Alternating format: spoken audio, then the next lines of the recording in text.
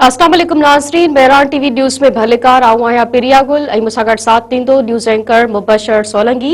सबका पहिरीं हिकु नज़र हेडलाइंस ते। वज़ीर आज़म शहबाज शरीफ की सदारत हेठि वफ़ाक़ी काबीना जो इजलास इस्लामाबाद में नए बल्दियाती निज़ाम के हवाले से गौर वीचार। मुल्क की मजमूई मुआशी ऐं सियासी सूरत हाल जो जाइज़ो वरितो वियो। काबीना कानून साज़ी बाबत ज़ैली कमेटी के 3 ऐं 30 डिसंबर वारे फ़ैसलनि की तौसीक़ करे छॾी। सदर सीडीए तरमीमी बिल 2025 की मंजूरी ॾेई छॾी। वज़ीर आज़म शहबाज शरीफ की एडवाइस ते सदर पारां तरमीमी बिल ते सही।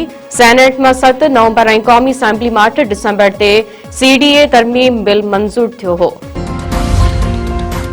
पाकिस्तान स्टॉक एक्सचेंज में कारोबार में मुस्बत रुझान जारी। 100 इंडेक्स 1,78,000 पॉइंटन के अध पार करे वियो। ट्रेडिंग दौरान 100 इंडेक्स में 2300 का वधीक पॉइंटन जो इजाफो।